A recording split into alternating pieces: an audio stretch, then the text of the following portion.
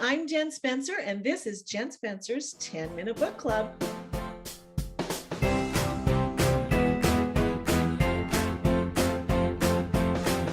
Hi, readers. Thank you for being here. This interview is going to be a little bit different because I end up sucking on throat lozenges clear through the whole thing because I've got this cold.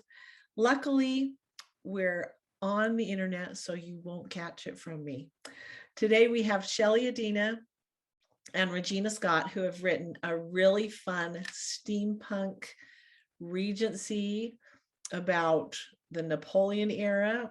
You're going to love hearing about it. It's so much fun, and they are delightful. Remember, if you leave a comment or ask a question, you'll be entered to win Shelley and Regina's new book, The Emperor's Aeronaut, and you're going to love hearing about it.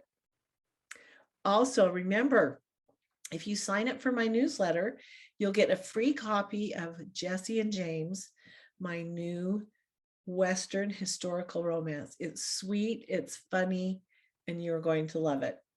So now I'm so excited for you to meet Shelley and Regina. Regina and Shelley, I am so excited to have you here today. Thank you for joining me.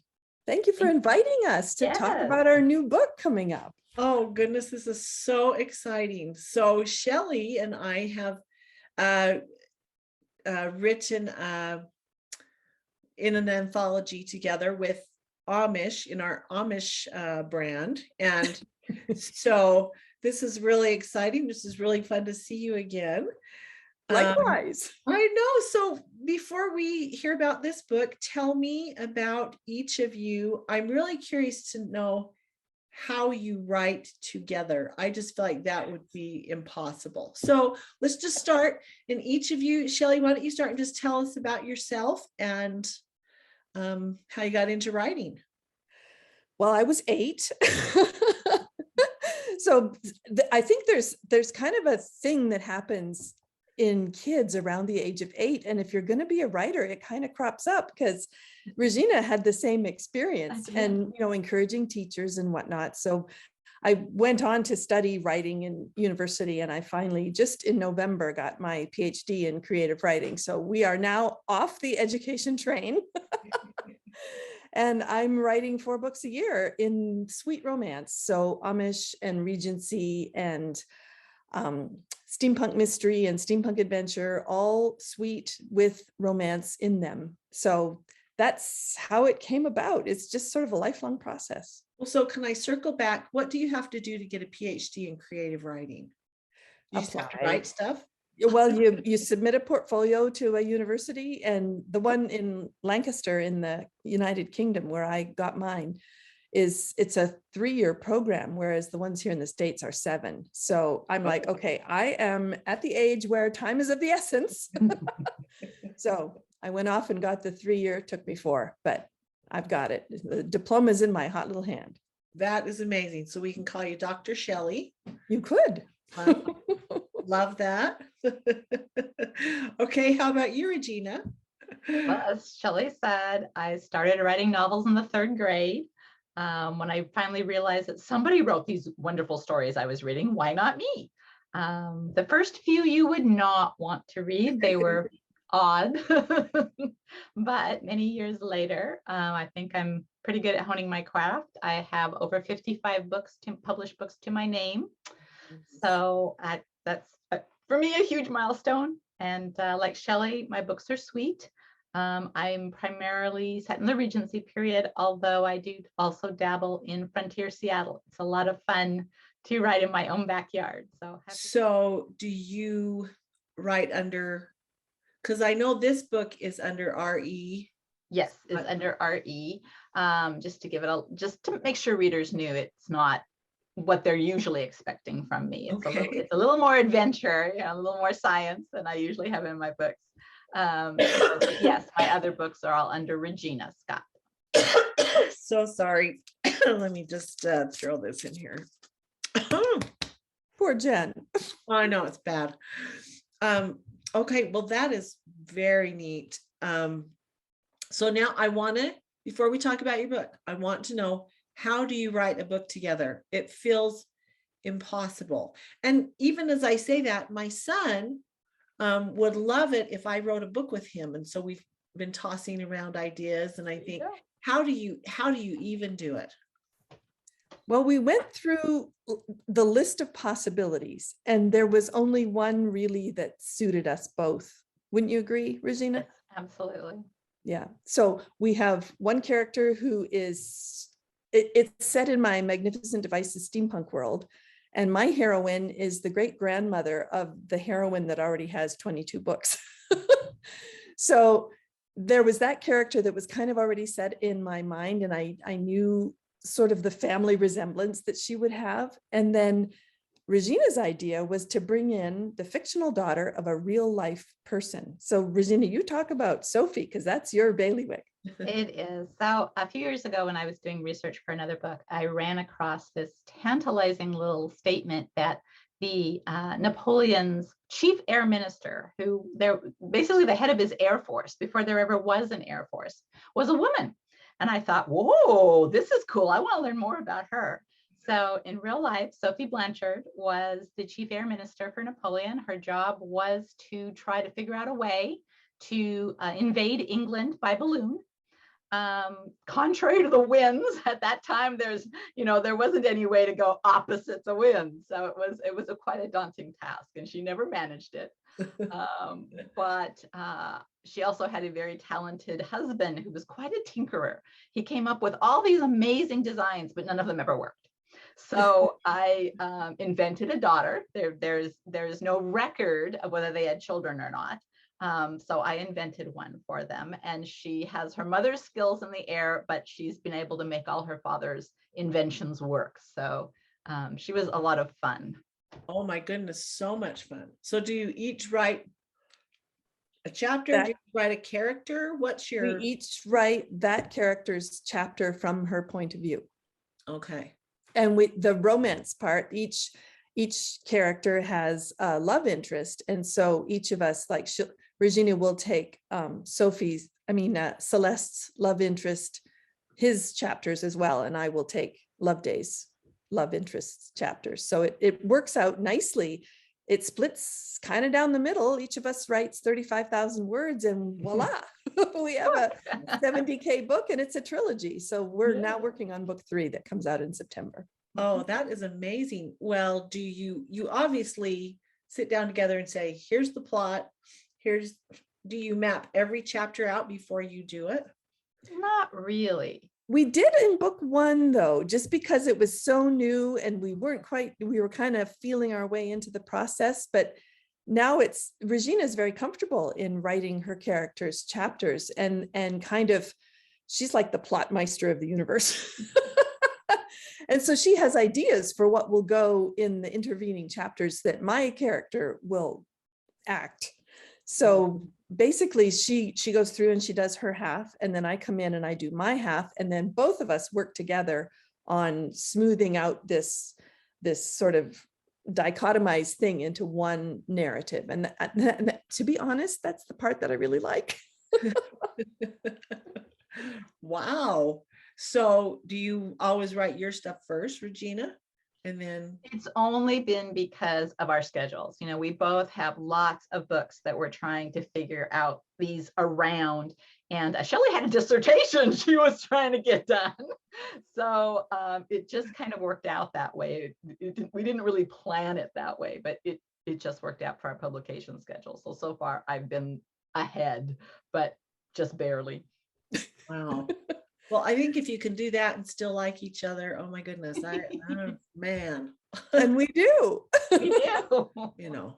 And you have to be able to look at the work dispassionately in a way, so that, if Shelley says to me, right here where you have her do this is probably not going to work in the long run. I have to be able to look at that and go, oh, you're right. Okay, I'm going to fix that. That kind of thing. You have to be able to look at that for not just the good of what your little piece in your writing is, but the good of the whole book. Yeah. And also remembering that, 90 years later, there's this whole other series. And so I've always got that in my mind. Yes. And so if we tinker with this, then this will show up in book 22, which it does. But Regina may or may not know that those things are coming. So there's a lot going on in the soup kettle that is my brain trying to keep it all straight. And on a different subject, she's very forgiving when I want to name stuff. She makes these great inventions and it's like, oh, you have to let me name this. She comes up with the best names. I love it. How can I say no? Yeah. Because as an example, she does little dusting automatons that go along the chair rails and dust the rooms in the palace in Paris. And they look like little sheep. Well, the word for sheep in French is mouton. So of course you have to call them automatons, right? Oh, I love it. Yes, for sure. Well, These things make us laugh. the creative differences, you obviously have figured out how to work through those. And like you said, I don't know, as a writer, I sometimes get really attached to my stuff, but you can't, if you have an editor and who says, oh, this is awful, or you really need to change this, you can't take it personally and you can't get too attached, because really the theory is you're all trying to make the book better and make it work. So yep. Yeah, that's very interesting. Well, so tell us each just a little bit about your personal lives, if you want to get personal. If you got kids, if you got significant others. Regina? I have been married to a wonderful man for more than 30 years, and I have 2 grown boys and 1 grandson. So it is a lot of fun. They keep me on my toes. And when my boys were younger, they were very, very good. When I had fight scenes or things like that, we would stage them. Okay, you're standing here and you're standing there and you're defending her and you're defending, and we'd have battles in the living room, and I'd be, oh yes, yes, yes, oh that's very good. What would you say then? Oh, that's very good. Oh, I love it. Wow. They were wonderful about that. Well, like hands-on research. I have used my children, like in one of my first books, my daughter had this boyfriend who was just a character, and I just totally used him. And my daughter absolutely recognized that I had used him, but she wasn't too mad. Oh, good. How about you, Shelley? Well, I have also been married for more than 30 years, and we have no kids, but we have 8 chickens. My mother calls them her grand chickens. And we live on the West Coast. Regina and I are both out here in the West, and our house fell down in the 89 earthquake. So my husband built me a brand new house, and it's my little nest, and this is where I write. I do this full time and I love it. So for my readers who don't understand steampunk, would you kind of take them through that? There were a lot of people imagining transportation devices, technology in the home, technology like in war, that never got any farther than drawings, and possibly the odd patent application that might have been approved but never had anything made of it. And there's documentation and images from the Regency period and the Victorian period where you just go, huh? Because our theory is that it doesn't have to be actually possible, but it doesn't need to be believable. So, and many of the devices are actually possible. We've got a couple of rolling transportation devices in book 2 that people have actually built and work.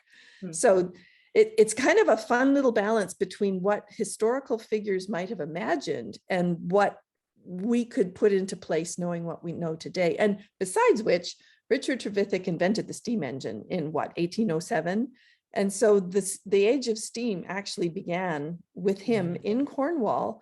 And so our characters work out of his workshop in Cornwall.